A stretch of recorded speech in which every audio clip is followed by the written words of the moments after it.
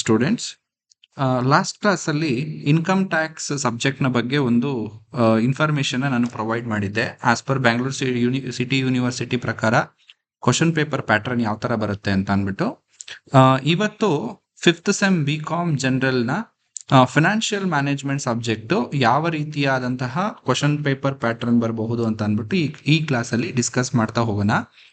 ಇದು ನಿಮಗೆ ಇವತ್ತು ನಾನು 7ನೇ ತಾರೀಕು ಅಪ್ಡೇಟ್ ಮಾಡ್ತಾ ಇರೋದು ಇದನ್ನ. ಸೊ ನಿಮಗೆ ನಾಳೆ ಎಕ್ಸಾಮ್ಸ್ ಇದೆ. So I hope this video finds you with better information. So first section A 2 ಮಾರ್ಕ್ಸ್ಗೆ. ಸೊ 2 ಮಾರ್ಕ್ಸ್ಗೆ ನಿಮಗೆ ಮಾಡ್ಯೂಲ್ ನಂಬರ್ 1 ಇಂದ 2 ಕ್ವಶನ್ ಬರುವಂತ ಚಾನ್ಸಸ್ ಇದೆ. ಮಾಡ್ಯೂಲ್ ನಂಬರ್ 2 ಇಂದ 1 ಕ್ವಶನ್ನು, ಮಾಡ್ಯೂಲ್ ನಂಬರ್ 3 ಇಂದ 1 ಕ್ವಶನ್ನು. ಸಾರಿ, ಇದು 1 ಕ್ವಶನ್ ಅಲ್ಲ, ಇದು ಆಕ್ಚುಲಾಗಿ 2 ಕ್ವಶನ್ನು. ಸ್ವಲ್ಪ ಟೈಪಿಂಗ್ ಮಿಸ್ಟೇಕ್ ಆಗಿದೆ. 2 ಕ್ವಶನ್ನು ಮತ್ತೆ ಮಾಡ್ಯೂಲ್ ನಂಬರ್ 4 ಇಂದ 1 ಕ್ವಶನ್ನು, ಮಾಡ್ಯೂಲ್ ನಂಬರ್ 5 ಇಂದ 1 ಕ್ವಶನ್ನು. ಎಲ್ಲವೂ ಕೂಡ ಥಿಯರಿ ಆಗಿರುತ್ತೆ. ಓಕೆನಾ? ಸೊ ಥಿಯರಿ ಕ್ವಶನ್ಸ್ ಕೇಳುವಂತ ಚಾನ್ಸಸ್ ತುಂಬಾ ಜಾಸ್ತಿ ಇರೋದು ಫಾರ್ ಸೆಕ್ಷನ್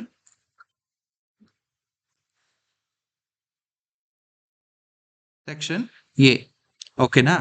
ಇದಾದ ಮೇಲೆ next section B 5 marks questions. Section ಬಿಗೆ ಬರುವಂತಹ 5 ಮಾರ್ಕ್ಸ್ ಕ್ವಶನ್ಸ್.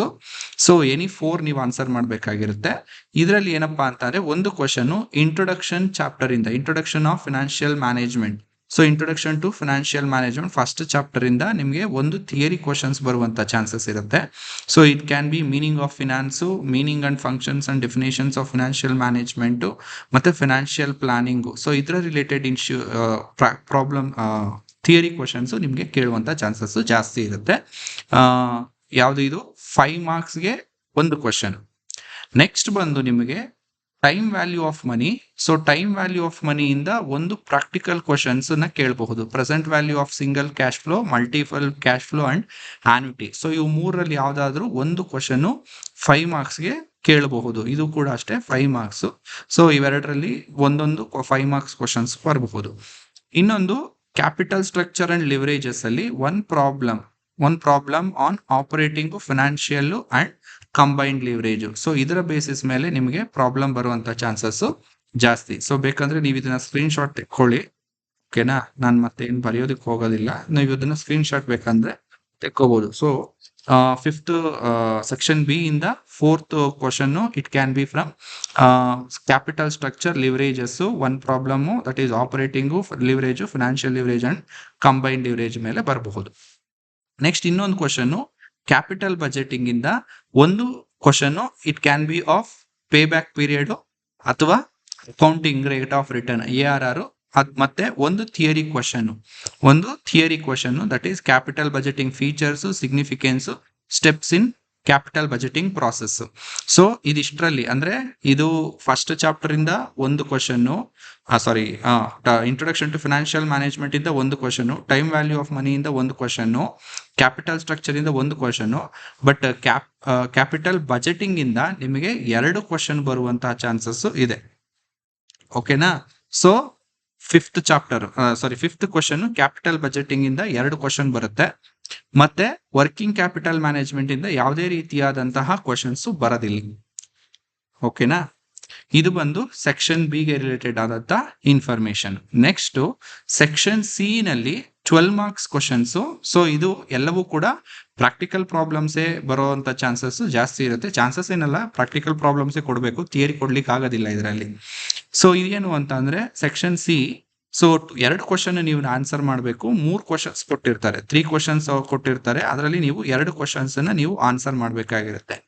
ಸೊ ಯಾವ್ದು ಇದೇನು ಅಂತ ಅಂದ್ರೆ ಒಂದು capital structure and leverages, one problem on capital structure, EBIT and EPS analysis. So ನಿಮ್ಗೆ EBIT ಮತ್ತೆ EPS earnings per share calculations ಬರುತ್ತೆ ಅಲ್ವಾ ಡಿಫ್ರೆಂಟ್ ಕ್ಯಾಪಿಟಲ್ ಸ್ಟ್ರಕ್ಚರ್ ನಲ್ಲಿ.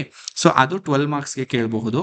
ಮತ್ತೆ capital budgeting, so one problem on pay back period, accounting rate of return, net present value, IRR ಮತ್ತೆ IRR ಮತ್ತೆ profitability index. So ಇದಿಷ್ಟರಲ್ಲಿ ಯಾವ್ದಾದ್ರು ಒಂದು ಕ್ವಶನ್ ಕೊಡ್ತಾನೆ, ಅಥವಾ ಕಾಂಬಿನೇಷನ್ ಬೇಕಾದ್ರೂ ಕೊಡ್ಬೋದು. ಇದು ಬೇಕಂದ್ರೆ IRR ಮತ್ತೆ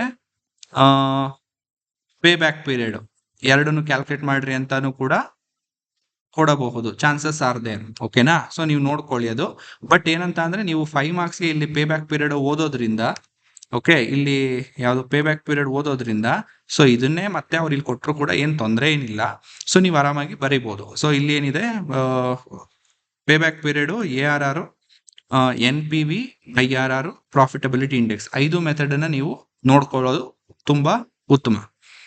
ಮತ್ತೆ ಕಾಂಬಿನೇಷನ್ಸ್ ನೋಡ್ಕೊಂಡಿರಿ. ಸೊ ಅಡ್ಜಸ್ಟ್ಮೆಂಟ್ಸ್ ಕಡಿಮೆ ಆಯ್ತು ಅಂದ್ರೆ ಕಾಂಬಿನೇಷನ್ಸ್ ಕೊಡ್ತಾರೆ, ಅಡ್ಜಸ್ಟ್ಮೆಂಟ್ ಜಾಸ್ತಿ ಆಯ್ತು ಅಂದ್ರೆ ಯಾವ್ದಾದ್ರು ಒಂದೊಂದು ಮೆಥಡ್ ಅವರು ನಿಮ್ಗೆ ಕೊಡ್ತಾರೆ.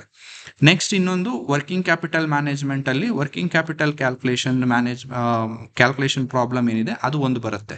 ಸೊ ಟೋಟಲ್ ಆಗಿ ನಿಮ್ಗೆ ಕ್ಯಾಪಿಟಲ್ ಸ್ಟ್ರಕ್ಚರ್ ಇಂದ ಒಂದು, ಕ್ಯಾಪಿಟಲ್ ಬಜೆಟಿಂಗ್ ಇಂದ ಒಂದು, ವರ್ಕಿಂಗ್ ಕ್ಯಾಪಿಟಲ್ ಮ್ಯಾನೇಜ್ಮೆಂಟ್ ಇಂದ ಒಂದು, ಒಟ್ಟು 3 ಕ್ವಶನ್ಸ್ ನಿಮಗೆ ಇದರಲ್ಲಿ ಕವರ್ ಆಗುತ್ತೆ. ಓಕೆನಾ? So hope you are understanding.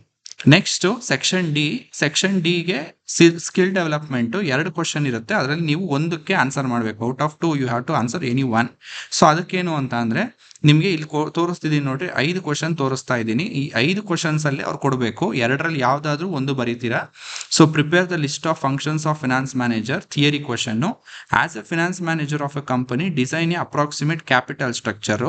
So capital structure ಇಲ್ಲಿ ಏನ್ ಕೊಟ್ಟಿರ್ತಾನೆ ಅದನ್ನೇ ಏನೋ ಲಿವರೇಜಸ್ ಬಿಟ್ಟು ಅಕಸ್ಮಾತ್ ಏನಾದ್ರು ನಿಮ್ಗೆ EBIT ಕೊಟ್ಟಿದ್ದ ಅಂದ್ರೆ ಇದೇ ಕ್ವಶನ್ ನಿಮ್ಗೆ ಇಲ್ಲಿ ಬರೋದ್ರೂ ಕೂಡ ಅದಕ್ಕೂ ಕೂಡ ಆನ್ಸರ್ ಇದೇ ರೈಟ್ ಆಗುತ್ತೆ. ಓಕೆನಾ? ಸೊ ಇದೇ ಕ್ವಶನ್ ಆನ್ಸರ್ನ ಇಲ್ಲಿ ನೀವು ಬರೀಬಹುದು, ಏನು ತೊಂದರೆ ಇಲ್ಲ. Next evaluate the capital investment proposal by NPV method with imaginary figures. So NPVಗೂ ಅಷ್ಟೇ, ಅಕಸ್ಮಾತ್ ಏನಾದರೂ ಇಲ್ಲಿ NPV ಕೊಟ್ಟಿದ್ದ ಅಂತಂದ್ರೆ 8ನೇ ಕ್ವಶನ್ನು, ಸೊ ಅದನ್ನೇ ನೀವು ಇಲ್ಲಿ ಕಾಪಿ ಪೇಸ್ಟ್ ಮಾಡಿದ್ರು ಕೂಡ ನಿಮಗೆ ಇದು ಮಾರ್ಕ್ಸ್ ಸಿಗುತ್ತೆ. ನೆಕ್ಸ್ಟ್ EBIT EPS ಇದು ಕೂಡ ಅಷ್ಟೇ, ಇಲ್ಲೇನಾನ ಕೊಟ್ಟಿದ್ದ ಅಂದ್ರೆ ಸೆಕ್ಷನ್ C ನಲ್ಲಿ ಏನಾದರೂ ಕೊಟ್ಟಿದ್ದ ಅಂತಂದ್ರೆ ಸೊ ಅದೇ ನಿಮಗೆ ಇಲ್ಲಿ ಕೂಡ ಮಾರ್ಕ್ಸ್ ತರುತ್ತೆ. ಅಕಸ್ಮಾತ್ ಕೊಟ್ಟಿಲ್ಲ ಅಂತಂದ್ರೆ ನೀವೇ ವ್ಯಾಲ್ಯೂಸ್ ಇಮ್ಯಾಜಿನರಿ ಫಿಗರ್ಸ್ ಹಾಕಿ ಬರೀಬೇಕು. ಸೊ ಒಂದು ತಿಳ್ಕೊಳ್ಳಿ, ಇಮ್ಯಾಜಿನರಿ ಫಿಗರ್ಸ್ ಅಂತ ಹಾಕಿದ್ರೆ ನೀವು ನಂಬರ್ಸ್ ಅನ್ನ ಬರೀಲೇಬೇಕು. Okay, numbers are very much important. Numbers ಬರೀಲಿಲ್ಲ ಅಂತ ಅಂದ್ರೆ ಅವ್ರು ಮಾರ್ಕ್ಸ್ ಕೊಡೋದಿಲ್ಲ. ಜಸ್ಟ್ ಪ್ರೊಫಾರ್ಮಾ ಅಂತ ಏನಾನ ಕೇಳಿದ್ರು ಅಂತ ಅಂದ್ರೆ ನೀವು ನಂಬರ್ಸ್ ಹಾಕಿಲ್ಲ ಅಂದ್ರೂ ನಡೆಯುತ್ತೆ. ಇಮ್ಯಾಜಿನರಿ ಫಿಗರ್ಸ್ ಅನ್ನೋ ವರ್ಡ್ ತುಂಬಾ ಅಂದ್ರೆ ತುಂಬಾ ಇಂಪಾರ್ಟೆಂಟ್. ಓಕೆನಾ? ನೋಡ್ರಿ, ಇಲ್ಲೂ ಕೂಡ ಅಷ್ಟೇ imaginary figures are very much important. ನೀವು ಇಮ್ಯಾಜಿನರಿ ಫಿಗರ್ಸ್ ಅಂದ್ರೆ ನಂಬರ್ಸ್ ಹಾಕಲೇಬೇಕು. ಅದಾದ್ಮೇಲೆ pay back period. So pay back ಪೀರಿಯಡ್ಗೂ ಅದಕ್ಕೂ ಕೂಡ ಅಷ್ಟೇ. ಸೊ ಒಂದು EBIT EPS, pay back period, NPV. So ನೀವು ಇಲ್ಲಿ ಒಂದು ಕಡೆ ಓದ್ಕೊಂಡ್ರಿ ಅಂದ್ರೆ ನಿಮಗೆ ಸೆಕ್ಷನ್ B ನಲ್ಲೂ ಯೂಸ್ ಆಗುತ್ತೆ, ಸೆಕ್ಷನ್ C ನಲ್ಲೂ ಯೂಸ್ ಆಗುತ್ತೆ, ಮತ್ತೆ ಸೆಕ್ಷನ್ D ನಲ್ಲೂ ಕೂಡ ಯೂಸ್ ಆಗುತ್ತೆ. ಸೊ ಇದನ್ನ ನೀವು ನೋಡ್ಕೋಬೇಕು. ನಿಮ್ಗೆ ಓವರ್ ಆಲ್ ಬ್ಲೂ ಪ್ರಿಂಟ್ ನ ನೋಡೋದಾದ್ರೆ, ಸೊ ಬ್ಲೂ ಪ್ರಿಂಟ್ ನ ಟೋಟಲ್ ಆಗಿ ನೀವು ನೋಡಿದ್ರೆ ಮಾಡ್ಯೂಲ್ 1 ಇಂದ theory chapter. So 2 2 marks question, ಒಂದು ಸೆಕ್ಷನ್ B. ಸೆಕ್ಷನ್ C ಇಂದ ಯಾವುದೇ ರೀತಿಯಾದಂಥ ಕ್ವಶನ್ಸ್ ಇಲ್ಲ. ಸೊ ಸೆಕ್ಷನ್ A ಮತ್ತೆ ಸೆಕ್ಷನ್ B ಗೆ ಟೋಟಲ್ ಸೇರಿಸಿ 9 ಮಾರ್ಕ್ಸು. 2ನೇ ಚಾಪ್ಟರ್ ಇಂದ ಸೆಕ್ಷನ್ A ಗೆ 1, ಸೆಕ್ಷನ್ B ಗೆ 1, ಸೆಕ್ಷನ್ C ಗೆ ಯಾವುದೇ ರೀತಿಯಾದಂಥ ಮಾರ್ಕ್ಸ್ ಇರೋದಿಲ್ಲ, ಯಾಕಂದ್ರೆ ಅದರಲ್ಲಿ ಯಾವುದು ಬರೋದಿಲ್ಲ. ಸೆಕ್ಷನ್ C ಗೆ ಅಂದ್ರೆ 12 ಮಾರ್ಕ್ಸ್ ಯಾವುದು ಇಲ್ಲ. So total number of marks 7 ಅಷ್ಟೇ ಒಂದು ಚಾಪ್ಟರ್ಗೆ, ಯಾವುದು ಸೆಕೆಂಡ್ ಚಾಪ್ಟರ್ಗೆ. ಓಕೆನಾ? ಥರ್ಡ್ ಚಾಪ್ಟರ್ ಅಂತ ನೀವು ತಗೊಂಡ್ರೆ ಒಂದು ಸೆಕ್ಷನ್ A ನಲ್ಲಿ ಒಂದು ಥಿಯರಿ ಮತ್ತೆ ಒಂದು ಪ್ರಾಕ್ಟಿಕಲ್ ಬರುತ್ತೆ, ಸೆಕ್ಷನ್ B ಗೆ ಒಂದು ಪ್ರಾಕ್ಟಿಕಲ್ಲು, ಸೆಕ್ಷನ್ C ಗೆ ಒಂದು practical. So total marks weightage ಬಂದು 21 ಮಾರ್ಕ್ಸ್ಗೆ ಬರುತ್ತೆ, ಯಾವುದು third chapter. Next section 4th chapter. Section A ಗೆ ಒಂದು, ಸೆಕ್ಷನ್ B ಗೆ ಒಂದು ಥಿಯರಿ, ಒಂದು ಪ್ರಾಕ್ಟಿಕಲ್, 2 ಕ್ವಶನ್, ಸೆಕ್ಷನ್ C ಗೆ 1. ಸೊ ಟೋಟಲ್ ಆಗಿ 24 ಮಾರ್ಕ್ಸ್ಗೆ. ಸೊ ಯಾವುದು 4th ಚಾಪ್ಟರ್. ಅದಾದ್ಮೇಲೆ 5th ಚಾಪ್ಟರ್ ಬಂದು ಸೆಕ್ಷನ್ A 1, ಸೆಕ್ಷನ್ B ಗೆ ಯಾವುದೇ ರೀತಿಯಾದಂಥದ್ದಿಲ್ಲ, ಸೆಕ್ಷನ್ C ನಲ್ಲಿ 1, ಟೋಟಲ್ ಆಗಿ 14 ಮಾರ್ಕ್ಸ್. ಸೊ ನೀವು ಕರೆಕ್ಟಾಗಿ ನೀವು 4th ಚಾಪ್ಟರು ಮತ್ತೆ 3rd ಚಾಪ್ಟರು ಮತ್ತೆ 1st ಚಾಪ್ಟರು ಇದ್ರ ಮೇಲೆ ನೀವು ತುಂಬಾ ಕಾನ್ಸಂಟ್ರೇಟ್ ಮಾಡಬೇಕಾಗುತ್ತೆ. ಸೊ ನೀವು ಅಲ್ಲಿ ಲೆಕ್ಕ ಹಾಕೋದಾದ್ರೆ 24, 21 ಮತ್ತೆ 9 ಮಾರ್ಕ್ಸ್. So 14, 1, 5, 54 marks. ಸೊ ನೀವು ಕರೆಕ್ಟಾಗಿ ನೀವು 3 ಚಾಪ್ಟರ್ಸ್ನ ಕರೆಕ್ಟಾಗಿ ಓದ್ಕೊಂಡ್ರಿ ಅಂತ ಅಂದರೆ 54 ಮಾರ್ಕ್ಸು 60 ಮಾರ್ಕ್ಸ್ಗೆ ನೀವು 54 ಮಾರ್ಕ್ಸನ್ನು ಇದು 3 ಚಾಪ್ಟರ್ಸಿಂದ ತಗೋಬೋದು. ನೀವು ಟೈಮ್ ವ್ಯಾಲ್ಯೂ ಆಫ್ ಮನಿ ಮತ್ತು ವರ್ಕಿಂಗ್ ಕ್ಯಾಪಿಟಲ್ ಮ್ಯಾನೇಜ್ಮೆಂಟ್ನ ಬಿಟ್ಟರು ಇನ್ನು ಇವು 3 ಚಾಪ್ಟರಿಂದ ಕ್ಯಾಪಿಟಲ್ ಸ್ಟ್ರಕ್ಚರು ಮತ್ತು ಕ್ಯಾಪಿಟಲ್ ಬಜೆಟಿಂಗು ಮತ್ತು theory first chapter introduction. So ಇದರಿಂದನೇ ನೀವು ಕಂಪ್ಲೀಟ್ ಆದಂತಹ ಒಂದು ಫಸ್ಟ್ ಕ್ಲಾಸ್ಗೆ ಎಷ್ಟು ಬೇಕೋ ಅಷ್ಟು ಮಾರ್ಕ್ಸನ್ನು ನೀವು ತಗೊಳ್ಳೋಂಥ ಚಾನ್ಸಸ್ ಇರುತ್ತೆ. So hope you this information is helpful for you. ಯಾರ್ಯಾರು ಬ್ಯಾಂಗ್ಳೂರ್ ಸಿಟಿ ಯೂನಿವರ್ಸಿಟಿ ಸ್ಟೂಡೆಂಟ್ಸ್ ಇದ್ದೀರಾ ಅವರೆಲ್ಲರಿಗೂ ಕೂಡ ಈ ವಿಡಿಯೋಸ್ನ ಶೇರ್ ಮಾಡಿ. ಇದು ಎಲ್ಲರಿಗೂ ಕೂಡ ಯೂಸ್ ಆಗಲಿ, ಈ ಇನ್ಫಾರ್ಮೇಷನ್ ಎಲ್ಲರಿಗೂ ತಲುಪಲಿ ಅಂತ ಕೇಳ್ಕೊತೀನಿ. ನಿಮಗೆ ಇದೇನಾದರೂ ಇಷ್ಟ ಆಗಿದೆ ಅಂತಂದರೆ ದಯವಿಟ್ಟು ಚಾನಲ್ಗೆ ಸಬ್ಸ್ಕ್ರೈಬ್ ಮಾಡಿ ಮತ್ತು ಲೈಕ್ ಮಾಡಿ ಮತ್ತು ಶೇರ್ ಮಾಡಿ. ನಿಮ್ಮ ಫ್ರೆಂಡ್ಸ್ಗೆಲ್ಲರಿಗೂ ಕೂಡ ಯೂಸ್ ಆಗಲಿ. ದಯವಿಟ್ಟು ಇನ್ನೊಬ್ಬರಿಗೆ ಹೆಲ್ಪ್ ಮಾಡಿ. Thank you.